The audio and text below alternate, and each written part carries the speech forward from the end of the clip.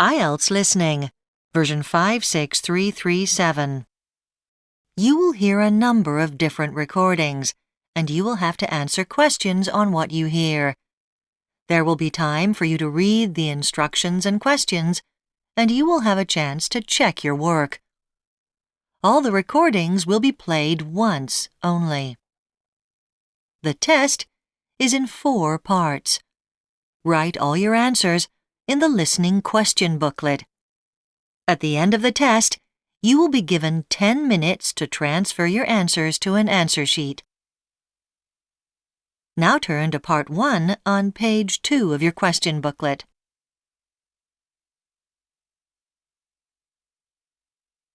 Part 1. You will hear a woman talking to a man about hiring a room for a party. First, you have some time to look at questions 1 to 7.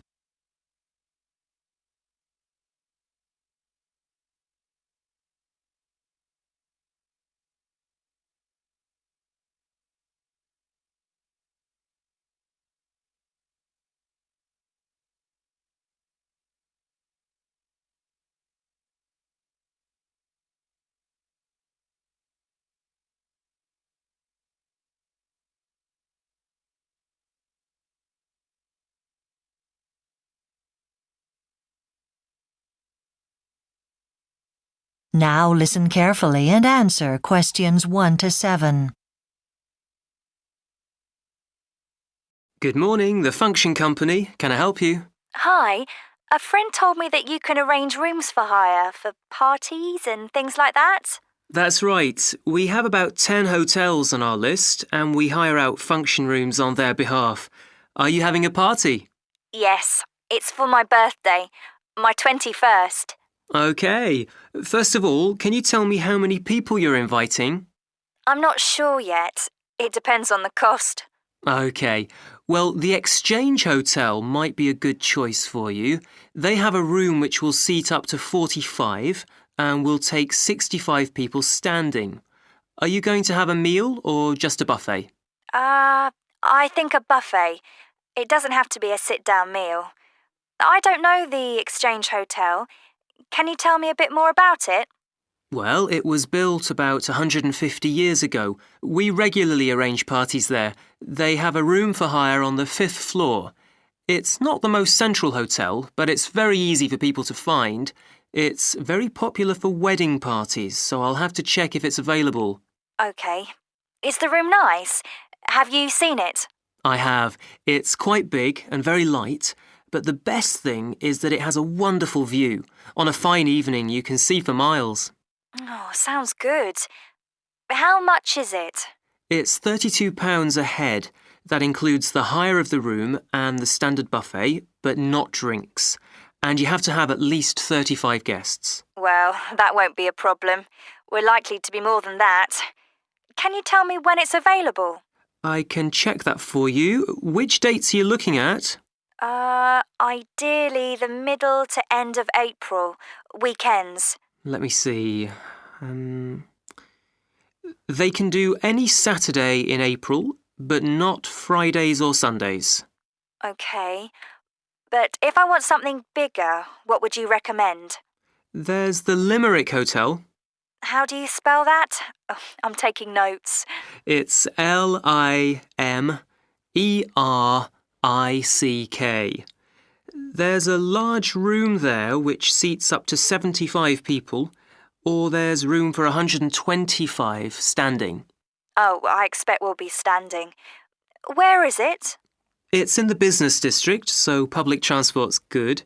It's got a large car park too, though. The room's on the ground floor and it's recently been refurbished. Is there a garden we could use if we're on the ground floor?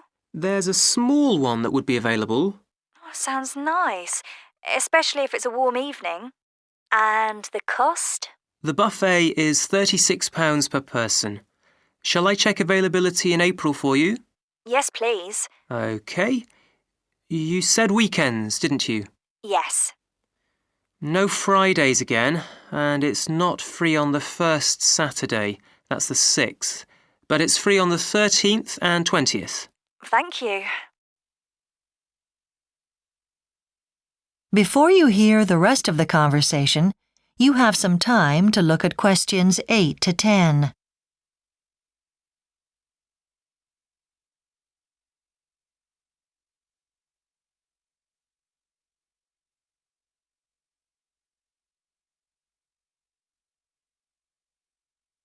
Now listen and answer questions 8 to 10.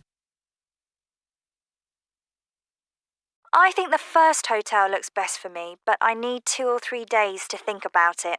OK, well, if I take your booking today, I can hold it for a week. So if you want to change your mind or have a look at other possible hotels, we can do that. To confirm the booking, I then need a deposit of 35%. You pay the other 65% 10 days before the party. OK, and when do I have to confirm numbers? The number of guests needs to be confirmed 5 days before the party, and you also have to decide which menu you want then. That sounds OK. I'll ring you on Monday. Is this your direct line? 368207? I'll be out of the office on Monday, but you can call me on my mobile phone on 044 2986 11.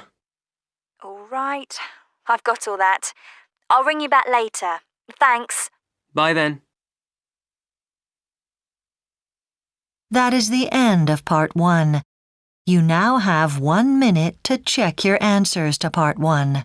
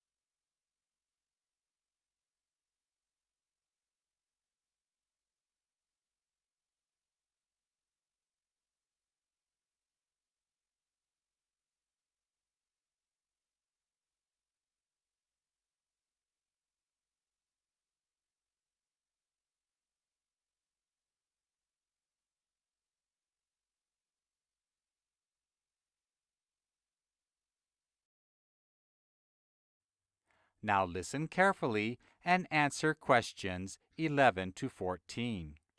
Welcome to our holiday special. Today I'll be talking about a new cycle route in this area called the Amsden Way. It's well signposted so you can see exactly where to go. And it's an easy route with no steep hills. It's 35 kilometers long from Amsden to Lowington and consists partly of cycle paths and partly roads. Let me outline the route briefly, starting at Amsden Railway Station. The first part is a cycle path running eastwards, roughly parallel to the rail track. Almost immediately, the railway curves away and goes around the southern side of a little lake. But the cycle path takes the northern route around the lake. Keep your eyes open for the swans that nest there. The path then joins the road, and the next landmark is a group of massive rocks which tower over the countryside. You will see them to the east of the road just before the road goes under the railway. They are very impressive. Soon, you'll come to a fork in the road where you're going to leave the road and head off toward the river. But if you want to make a detour to Colleen Nature Reserve, go straight on instead of leaving the road here. Continuing along the cycle path, you'll reach the River Cleeve. The cycle path follows the river southwards. After a bit, you'll see the Ashington China Factory, which closed in 1962. When you get there, there's a bridge over the river, and you carry on with Langton Forest to the south and farmland to the north. The route ends at Langton Village, where you'll find a railway station. So you can either catch the train here or cycle back to Amsden. Before you hear the rest of the program, you have some time to look at questions 15 to 20. Now listen and answer questions 15 to 20. One point to remember when you're cycling on the Amsden Way is that you should keep your eyes open for sheep which occasionally stray onto the cycle path from adjoining fields. So be careful to avoid accidents. The path is well constructed, so it's not affected by wet or muddy conditions. There might be the odd car or tractor when you're cycling on roads, but most traffic has been diverted to the main road that bypasses the whole area. Now, a bit more about some of the places you'll see. The starting point, Amsden Station, was quite busy in the early 20th century with services to several major cities, but it was closed in the 1950s. And actually, a small company was set up to turn it into a sort of railway museum, maintaining it in the style of the 1950s. And the station was ready for trains to start using it again earlier this year. It's only used by a few local trains, though. There's a visitors center at the station which has a small exhibition about the history of railway transport all over the world, and a facility for hiring bikes if you don't have one of your own. There's also a small shop just across the road from the station that sells refreshments. As I said, you can cycle to Langton and return to Amsden by train, or the other way around, because you can take your cycle on the train. There's no need to book. There's plenty of room and no extra charge. However, the service is very limited, and the trains between these two places don't run on weekdays. If you want to see the River Elm, there's a footpath from Amsden Station, and you can safely leave your bike in the car park there. Leave yourself plenty of time, though. Going down's easy, but the climb up is very steep, so the walk back up to the top can take quite a while. But it's worth the effort. The scenery is wonderful, and the footpath runs right next to the river, down to a waterfall. Finally, if you'd like to do some more cycling in the area, there are lots of other cycle paths. We'll be talking on the radio about them, and you'll be able to get full details in the Saturday edition of the local paper. The National Cycle Network also has some details on their website, although I have to say they don't have many local ones yet. But that may change. So we'll be telling you more about... That is the end of Section 2. You now have half a minute to check your answers. Section 3. You will hear two students called Tom and Bella attending the third meeting of the after-school club. They are talking with their professor about the furniture company. First, you have some time to look at questions 21 to 26.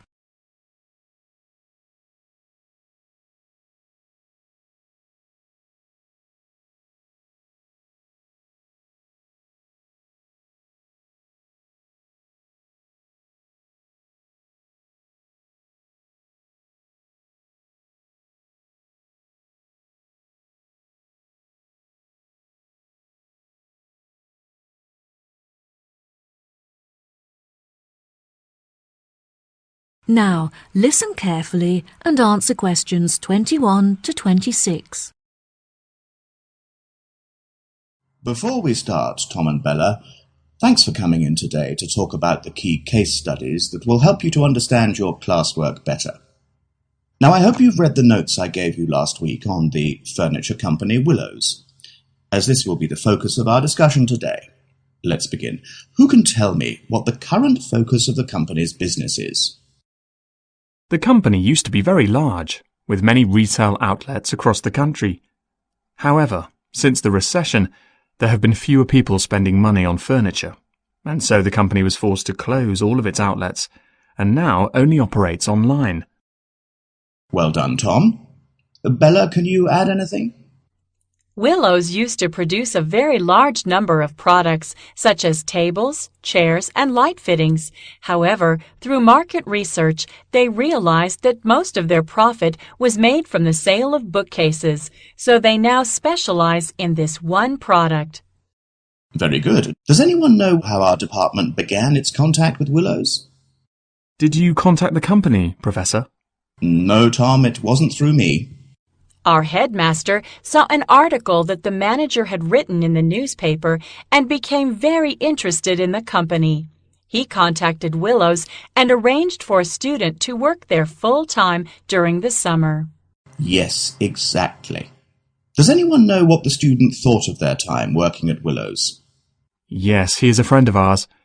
He worked as a member of the design team, creating technical drawings of the furniture using a computer. There was a special software that he used, which he said had a bad interface and was very difficult to predict. However, it was very efficient and helpful for quickly drawing up furniture designs. How interesting. Yes, it was. We both visited him whilst he was working there, and he showed us around. Unfortunately, visitors were not allowed to access the IT department, but it was great to chat with his colleagues. Did you meet his manager? His manager is a very busy man, so he didn't have time to meet with us. However, we were allowed to inspect the accounts, which really helped us to understand the effects of the software on the company. Well, what an exciting experience. Now, before I forget, next week I'll be conducting face-to-face interviews with each of you to prepare for job interviews. Can we do it as a group? I'm afraid not, Bella. I want to give each of you my undivided attention, and there will be too much disturbance if I interview you all together. Plus, it will be more realistic if I interview you alone. Have you finished writing the feedback on our exam results, Professor? Yes, I have, Tom, and I must say that I was not disappointed. I am glad to say that your performance has dramatically increased since you began attending this after-school club, and you have both scored above the average. If you continue to work hard, your results should soon improve significantly. Before you hear the rest of the conversation, you have some time to look at questions 27 to 30.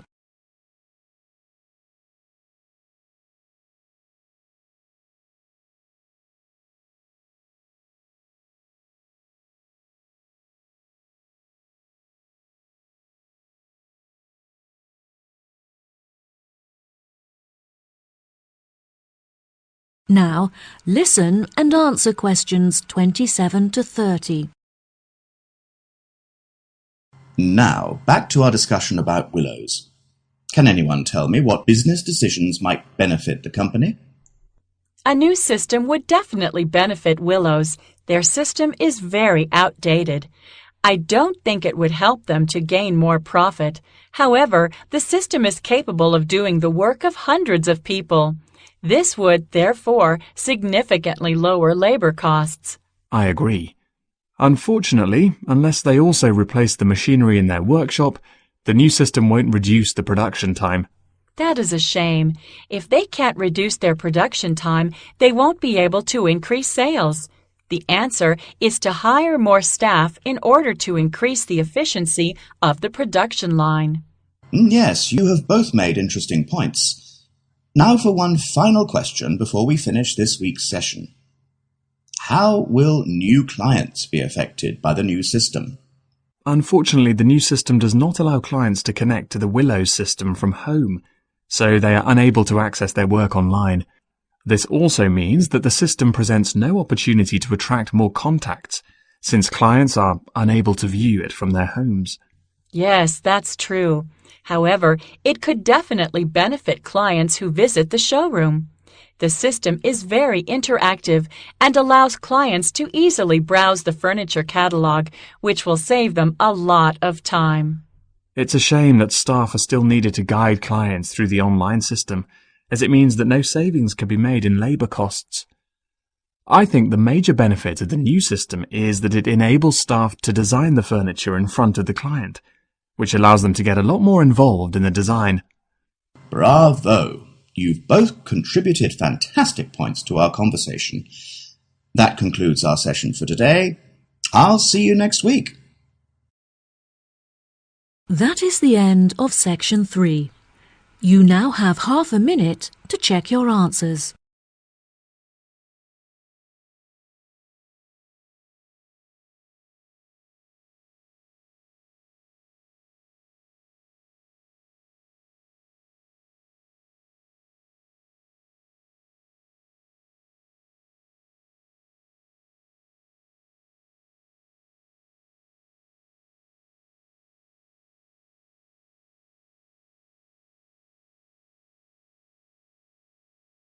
Now turn to section 4. Part 4. You will hear a lecture about a special type of sneezing. First, you have some time to look at questions 31 to 40.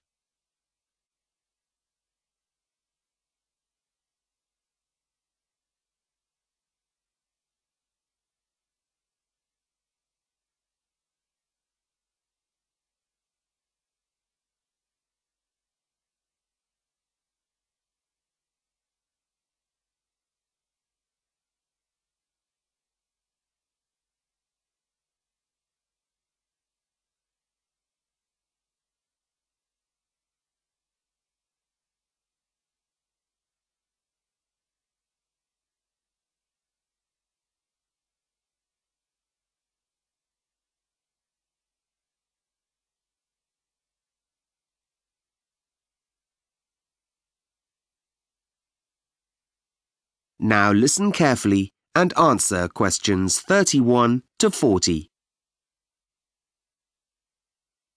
Welcome to this lecture in the health sciences intended to inspire you and get you thinking about your research project.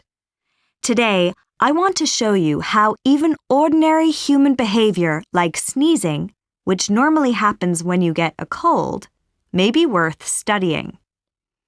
Have you ever been walking outside when a bright shaft of sunlight hits you between the eyes? The reaction of some people is immediate. An unpleasant prickling in the nose, an increase in their breathing rate, and an uncontrollable watering of the eyes. Then, almost as quickly, they sneeze and gain relief. This may happen every time they go into the sun. This so-called photic or light sneeze is a reflex, which means it can't be controlled, and it's very common. Anything between 1 in 10 and 1 in 3 people might be affected. In fact, a sneeze is triggered by an irritation of some sort in the linings of the nostrils. The result is a cascade of reactions, beginning with the stimulation of the nerve endings all over the face and generating an explosive expulsion of air at up to 95 miles an hour, like an extremely localized personal hurricane. The body's coordination of such reactions is complicated and belongs to the subconscious control hardware that regulates other things, for example, tears in the eyes.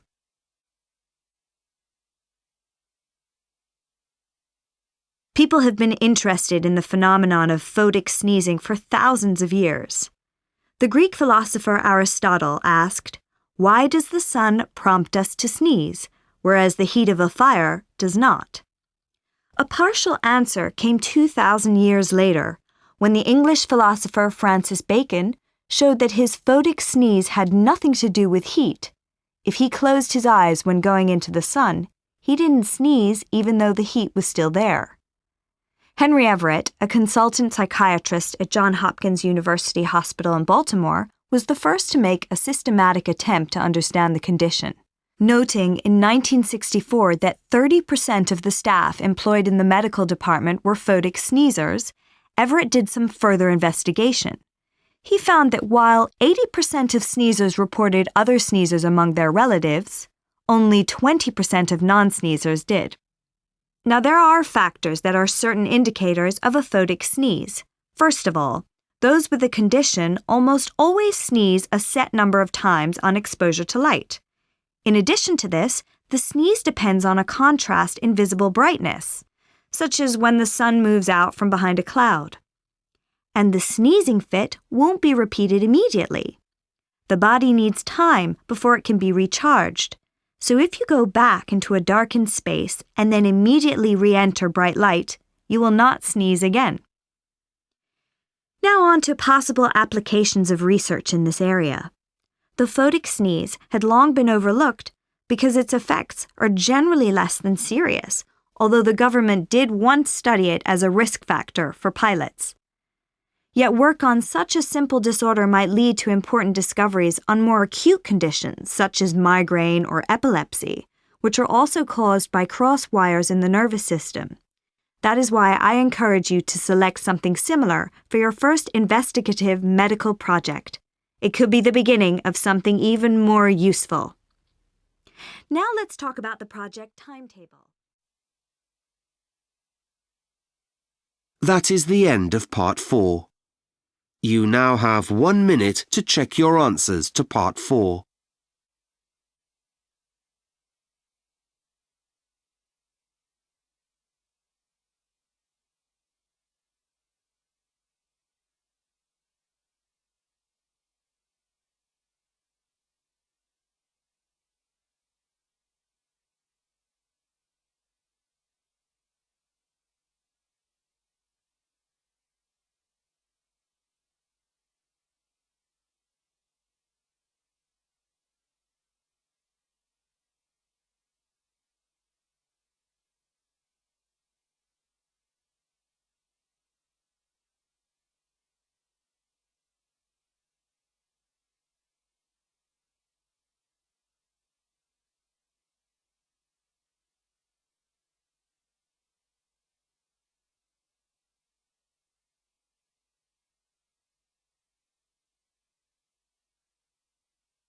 That is the end of the listening test. You now have 10 minutes to transfer your answers to the listening answer sheet.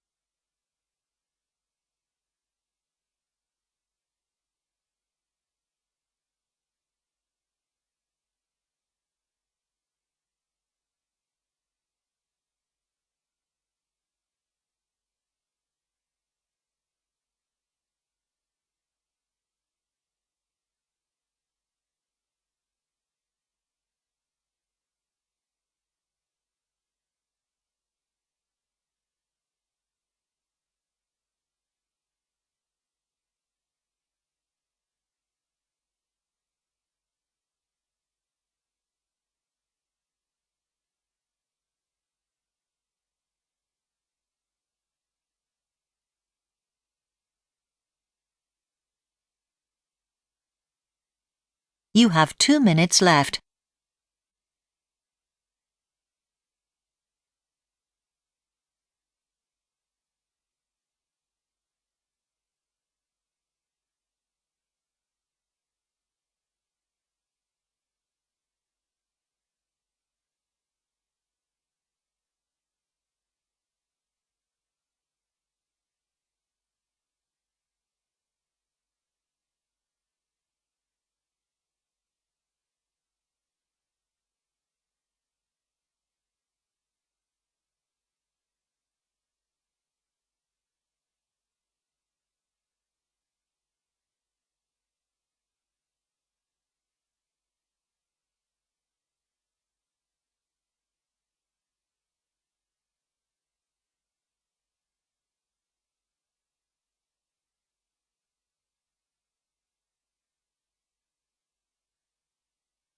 You have 1 minute left.